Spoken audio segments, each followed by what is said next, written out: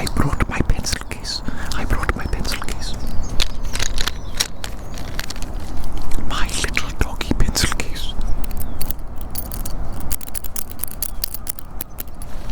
My little doggy pencil case. How wonderful it is, how wonderful it is. I love my little doggy pencil case ever so much. Let us see. What coloring pencils do I have today?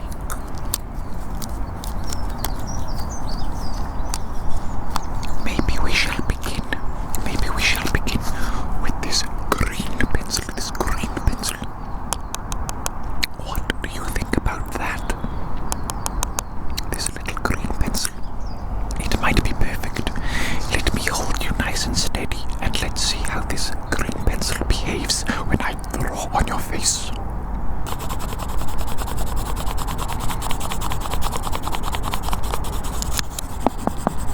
How does that feel, little creature? Does that feel okay? I think it's okay, isn't it? I'll be nice and gentle. I will be nice and gentle with you. And I will create a work of art. An absolute work of art. Your face is going to be looking absolutely spectacular by the time I'm done with it. Obviously, as I mentioned already, you already look beautiful, but you're going to look super beautiful by the time I'm done with you.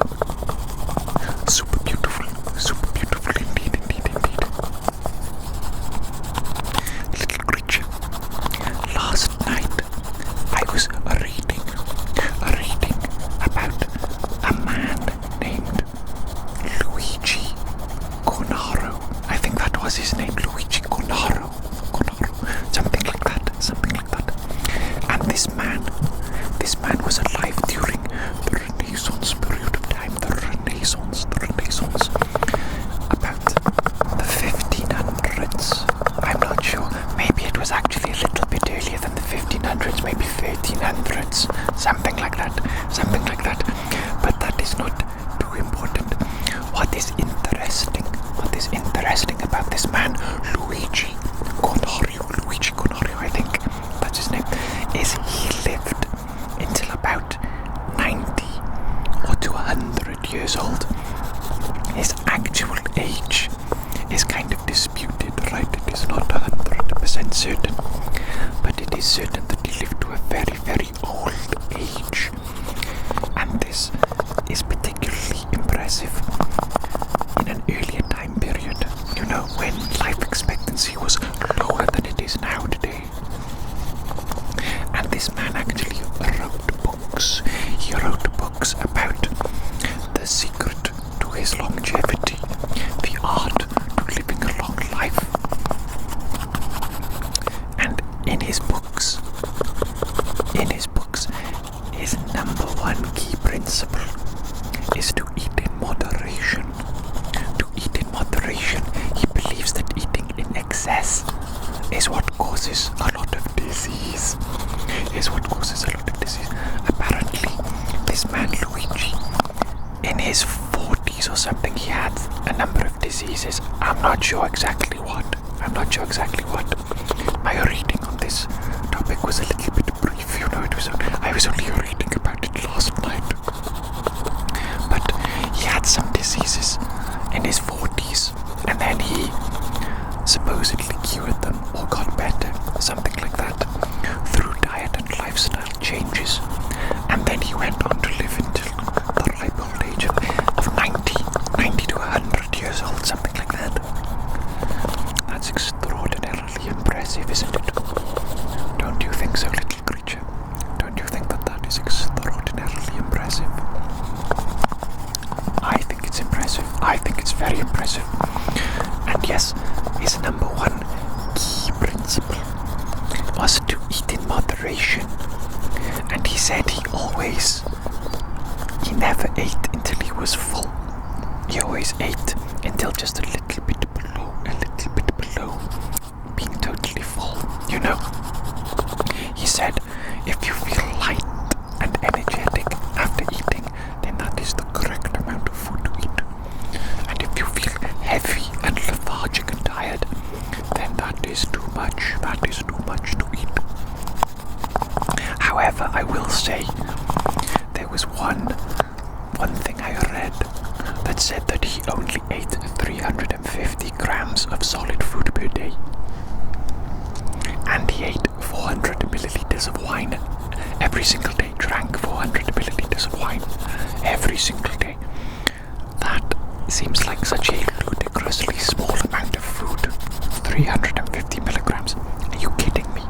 Are you kidding me? That's not even enough food to sustain a teenage girl. I eat kilograms of food every single day. Kilograms. And I'm not even exaggerating. And I'm skinny. I'm a skinny dude. I am 6'1" though, and I got crazy metabolism, you know. Crazy metabolism. And if I don't eat kilograms of food every day, then I lose weight, which is not good. That's not good. I've been very, very, very, very skinny before, and it is not good. It comes with all sorts of health problems on its own. So I think this man is correct in that eating in moderation is key. However, also eating too little, that is not good either. That is terrible, in fact. And I think this fact that I read, that he only ate 350 grams of solid food per day, I think that's either incorrect or I don't know. That's not good. That is not good in my opinion. That is far too little. Far too little. In terms of actual food that he ate, he pretty much only ate bread, fish, chicken, goat, and what else? What else did he eat? Eggs. And I think that was literally it. And broth as well. Broth like soup. But he never ever ate anything raw. And I don't think he ate any fruits or vegetables whatsoever, which is absolutely shocking to me. Absolutely shocking. Absolutely mind-blowing. How can you live to 80 to 90 years old without eating fruits and vegetables? You know what I'm saying? You know what I'm saying? I know those carnivore people right now. If there are any carnivore people listening to this, they're probably like, oh well, obviously, because fruits and vegetables are evil and poisonous and toxic. Which I don't think is the case. I don't think that is true. I do not think that is true. But this guy, Luigi Cornario, his like second most key principle, second most important thing, was that each individual should focus on eating foods that suit their own individual digestibility. Do you know what I'm saying? Only eat foods that digest well for you as an individual, and don't listen to other people. Don't listen to these idiots in the world, on the internet, that say you have to eat this specific food to be healthy, or this specific food, or blah blah blah. You know what I'm saying? You know what I'm saying? And I love this point that he made very much, Luigi Cornario. The idea of eating specifically what you yourself can digest the best, and that's it, and ignoring everybody else and ignoring all their advice. Because for those of you that don't know, I have IBS and I have these like chronic digestive problems, right? And I've had a lot of trouble in the past, Some of the flare-ups that I've had in the past, they've been very, very bad indeed. Very, very bad. And I've tried all sorts of different diets and different things. And the best results that I have ever gotten is when I keep my own food log and I write down the foods that I eat and I write down how it affects my digestion. And the best results I get is when I totally and utterly ignore everything else that anybody else is saying, and I only focus on the results of this little food log that I keep. You know what I'm saying?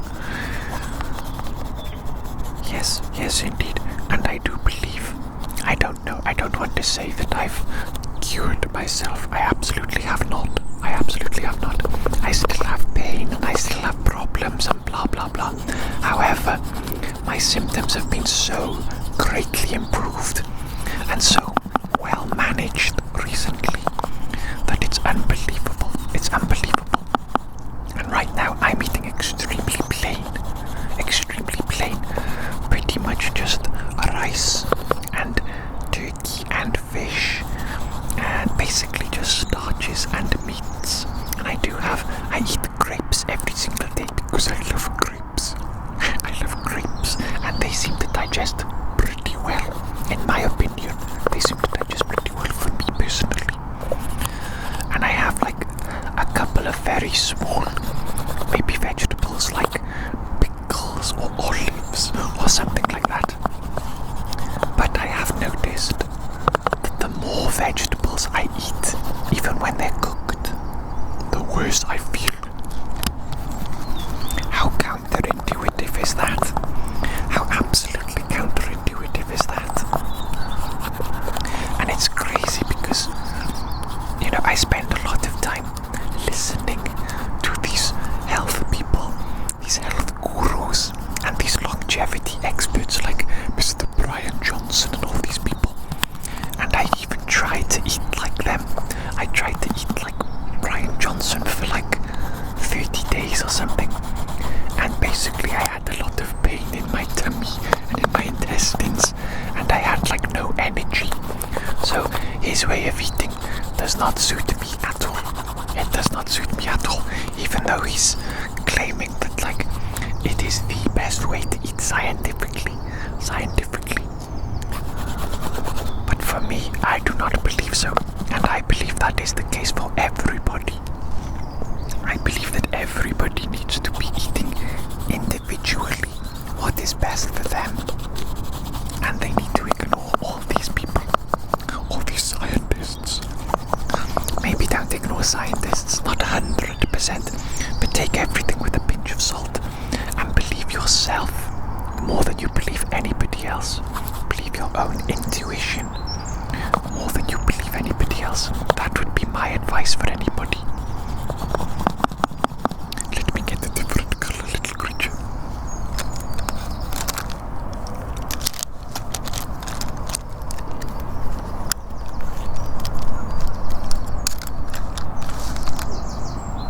I think a lovelier red will be perfect now. Don't you, little creature? I hope you aren't totally and utterly bored by my rambling on this topic of nutrition, but it really interests me, of course it interests me, because you know I have digestive problems, and I believe that the solution is diet and lifestyle changes, because I'll be real, doctors have been absolutely useless in helping me in the past. I don't even go to doctors anymore, which is obviously foolish, isn't it? Foolish and stupid. I'm a typical foolish, stupid man, aren't I? Typical stupid man. There is a strange phenomenon, isn't there, where men don't go to the doctors as often as women. Why is that? Why are we men so stupid and so stubborn? You know what I was also reading about last night, little creature? I was reading about the medical theory that was, you know, the most prevalent and accepted theory during the Renaissance period. Again, I think around the 1500s, something like that. Maybe earlier, I'm not certain. But the most prevalent theory at the time was the humoral theory. And they believed in humors. And humors are basically fluids within the body. They believed that there were 4 humours in the body, 4 different fluids. And these fluids were blood, I think phlegm or mucus, yellow bile, and black bile. Now, of course, there is blood in the body, and there is phlegm, and there is bile. But there is no such thing as black bile. No such thing as black bile. And people believe that they thought back then that black bile existed because of certain diseases. They would, dark blood, congealed blood in the stool, for example, things like that. It would always present itself as like a thick black substance. So they think that back then in the Renaissance period, they thought that it was a separate liquid within the body called a black bile. And they gave each of these 4 humours, these 4 liquids, like properties. Stuff like dry and hot, wet and hot, cold and dry, cold and wet, something like that. I'm not sure which one corresponds to which. And they also gave each of the 4 humours a corresponding element: air, earth, fire, water. Obviously nowadays, you might look back at this and you might think, that's a bit primitive, isn't it? That's a bit primitive, a bit inaccurate. But not really. It's not really, because they did manage to cure a number of diseases using this theory. They would say, you have too much of this humour in your body. You are too hot and dry, therefore you should eat few foods that are cold and wet to balance out the humours in your body. And regardless of whether or not the theory was correct, the results, they were good. They got good results, even if the theory that they were using was not quite correct. So does it really matter? Does it really matter? Surely not. Surely results are the most important thing. Do you think so, little creature? Do you think that results are the most important thing, and that the theory and the method that used to get to those results doesn't really matter? Of course, it is best to truly understand something. Of course.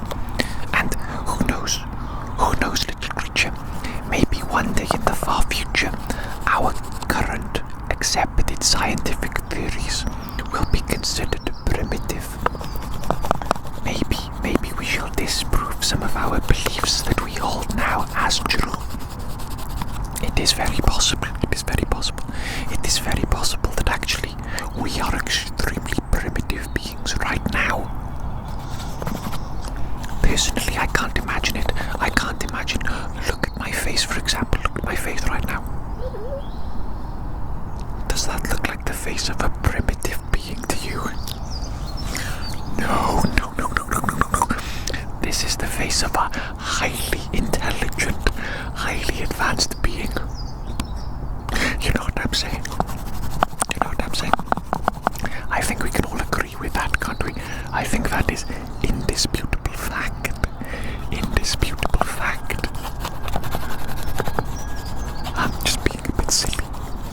I'm just being a bit silly. Very cool though, isn't it, little creature? Very cool to look into the past and to look at how humans behaved and what we believed. I don't think necessarily that everything is better now. I don't think necessarily that is the case. I think there are lots of things that were better in the past. Our modern way of life, for example, to me it seems too hectic, too much pressure, too much stress.